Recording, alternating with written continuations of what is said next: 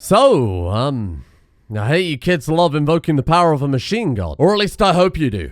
Because today, on Rimworld Journey to the Archonexus, we're going to journey to the Archonexus. Because quite honestly, if we didn't, it would be a bit of a shit finale, wouldn't it? So yesterday, we acquired the final piece of the Archonexus map by selling our current base. Although, apparently we don't have to leave it immediately, and I'm kind of hoping that means we could do a little bit more preparation before we head out there. So I may have also made a little bit of a fucky-wucky with this episode. When you've played a game for 4,000 hours, it's nice to inject a little bit of mystery back into things. So I decided to not read ahead into what exactly the Archonexus involved. I have no idea what's there, what we're going to be fighting, if we are even going to be fighting. And one comment I saw a lot in response to yesterday's episode was that the actual Archonexus itself is only a short little event. So today's episode might be much shorter than usual. I have no idea. But I think our people and this campaign deserves more than just a simple short ending. Out of respect for Fully Automatic, the man who fired 1,000 shots, Starlight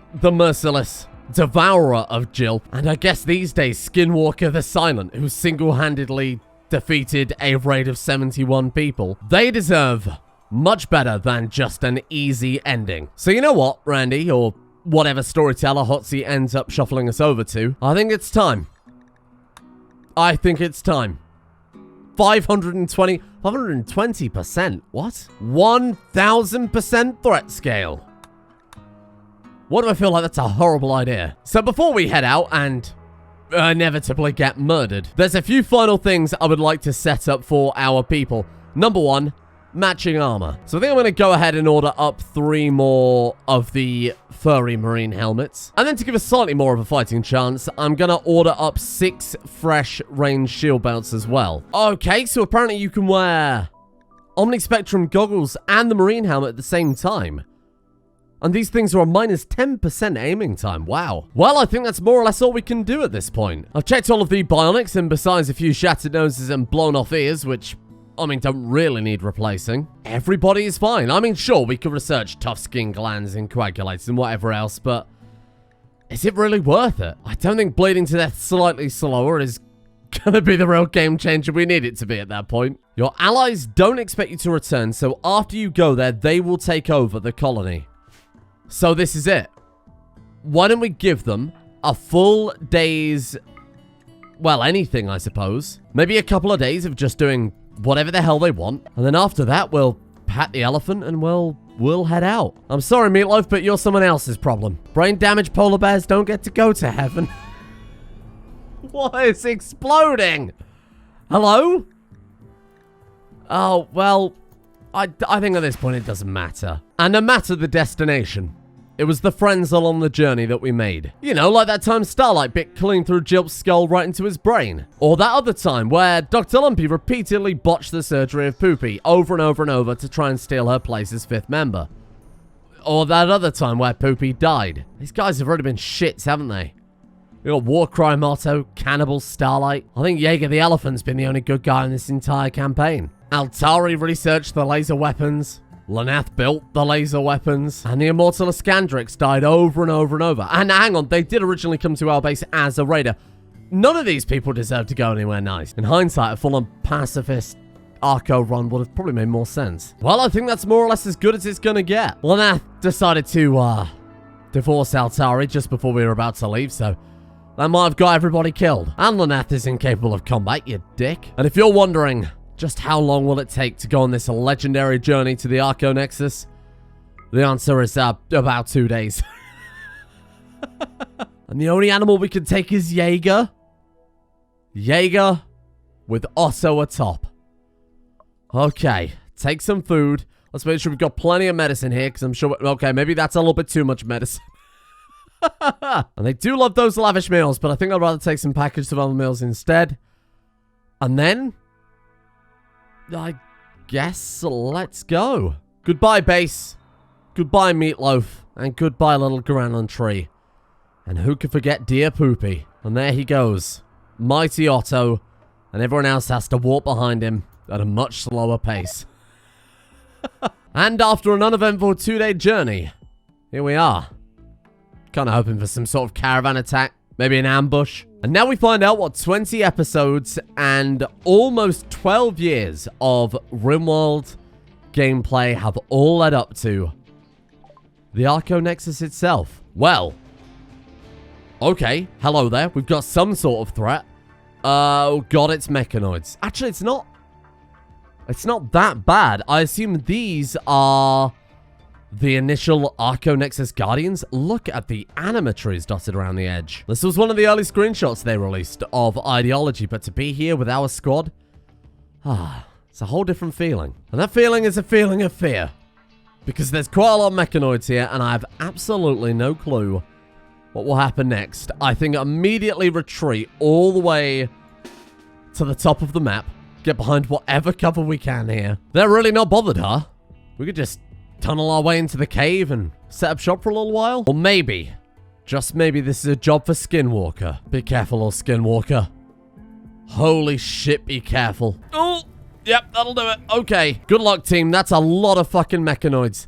Okay, combat commander's on cooldown. Haha, of course it is. Marksman command. That'll probably do it. You come back here. Otto, I'm going to bring you back here as well, friend. In fact, all of you get over there. Let's just push right back up to the wall. Seems like a really sensible idea, given that we're not going to be able to retreat anywhere. Where are you going?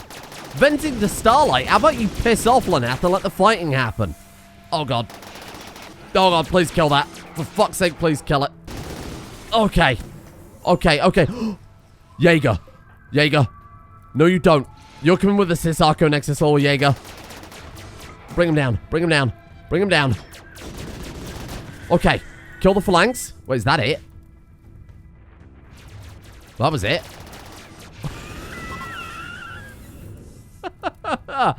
Alright then.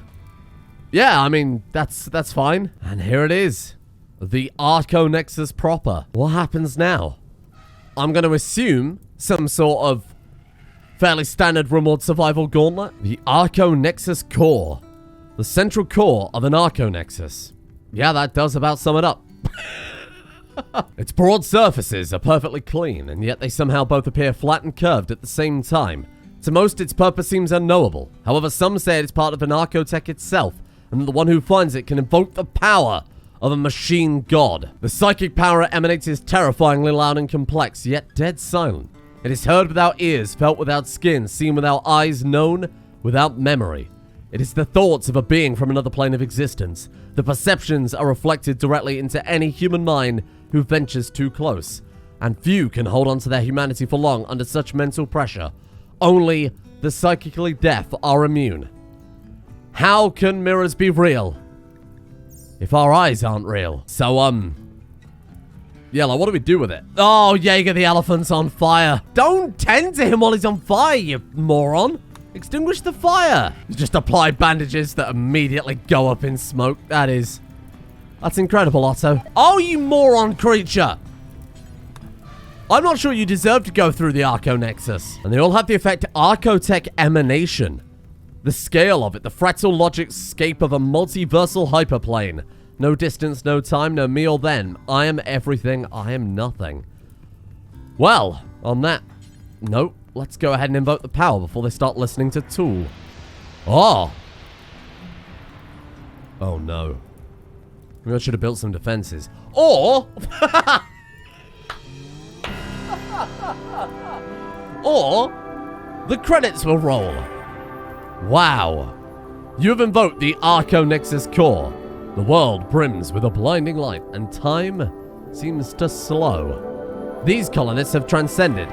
Starlight the Merciless, Skinwalker the Wind, Altari, Plank Cutter. Feel like you could have done with a better title. Fully Automatic, Truly Ascended, Lanath the Miner, and Escantrix the Loner. The machine god has noticed you. Nobody can predict what happens next. It may destroy you or communicate with you directly, or transport your consciousness to another plane of reality. You sense a vast inhuman structure of infinite fractal complexity flowing into your mind. Time and scale begin to dissolve. It's terrifying. It's beautiful.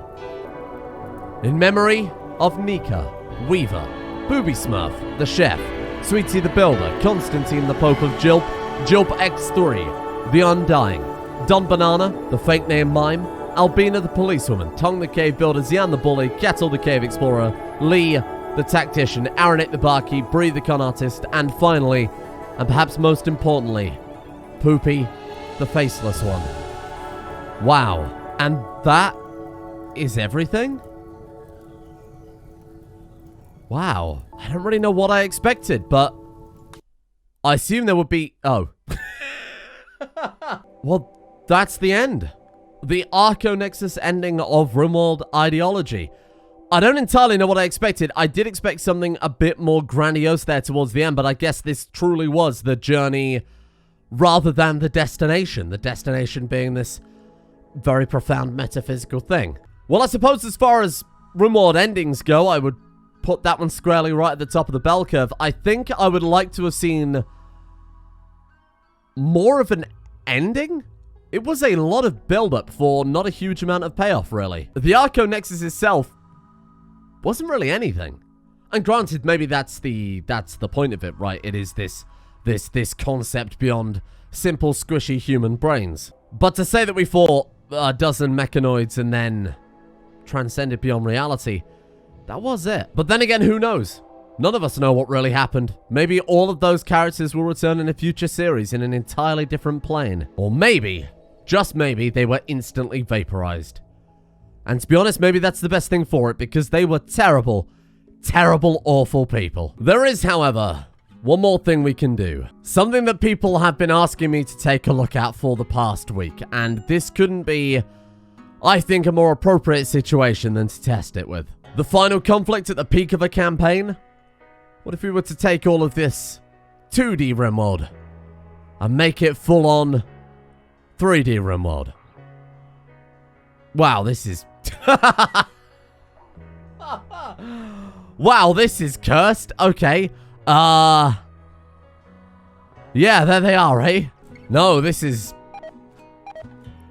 truly a horrifying experience, isn't it? Oh my god, look at the animatries. It is very, very, very, very impressive. But it's impressive on kind of a deeply unsettling level. And some of the textures obviously aren't ready for the full 3D effect quite yet. The Archonexus being flat as a pancake. Oh my god, look at the rhino. Oh, it's like being on safari. Hello, tiny little Rimworld rat. This is so strange. So this, if you couldn't guess, is Yao's Rim 3D. It's currently in beta. They said in the description of the mod that they'd only spent 20 hours on this mod so far. But to say this has taken 20 hours is pretty damn impressive, especially looking at these buildings. They are rendered so impressively. And bear in mind, this is the same Yao that made Yao's Combat, a mod that I basically don't play Rimworld without. Yao's Meteor, a mod that, for better or worse, I basically don't play Rimworld without. I think it's fairly safe to say I won't be playing a full series with this. I don't know, maybe even when it's more developed, it wouldn't be something that I think I could ever get used to. But holy shit, is this impressive. Can we still see our old base? We can. Oh, you know we've got to see this. Holy crap, what the My god, the stockpile, look at it. We can appreciate our giant stack of lasers up close and personal. Wow. The terrain, the buildings, the forest, the animal sprites, it's very, very cool. So why don't we have a little repeat of our endgame firefight there in full 3D, as our people deserve. Oh, it's like we're here on the front lines with them. Look at this. Look out, there's a phalanx in those trees. Wow. Now you can experience the horrors of burning to death in full 3D. Ah, good work, Starlight the Merciless. Well done on gunning down your own person. That was incredible. Turns out the game's a lot harder in 3D. Only 3 of them actually made it this time. Well then, I guess there's nothing else to say besides thank you all for watching. Thank you for joining me on this journey to the Archonexus. Had I have known that the finale had been so succinct, I probably would have just done it in yesterday's episode, but that's the fun part. That is the mystery of the game, something that there isn't much left of for me. But this has been a great stopgap series while the mods have been updating and the very skilled and talented modders have been working on the 1.3 releases of their various different mods. Very excited to see what we've got installed with some of the ideologies especially. Even in this series, we've seen hints at ideologies popping up in some mods like alpha animals, for example. So I guess we'll send them back through the Archonexus. And tomorrow is a whole new adventure in a whole new series. And I guess luckily, given this is a shorter episode, that gives me plenty of time to get that set up and ready. Thank you all for watching. Again, apologies about the shorter episode, but I had no idea it was going to be that fast. Thank you in the meantime to Quiz, Halcyon 5, Bellman, Killer Clown, Krusty Rhino, Londar, Avion Prime, Valkyrie, Voodoo Mumbo, Sleepy, 257, Elias, MJ, Grey Plays, Galaxy Wolf, Jesternaut, Cuddles, Shade Slayer, Autumno Unconquered, and Dagon for their support of the executive producer tiers over at Patreon. Thank you guys for your support over there. A thank you as well to Redeemer50288, Blaticus, Matthew, Edgemere, Shatner's Bassoon, Prince Medixis, Johanno, The Apocalypse Shovel, Super Nanny 089, Lilac, Zaga the Chaos King, Monk, Stormcrower, Psionimus, Gavin, Metman, and Deirdre.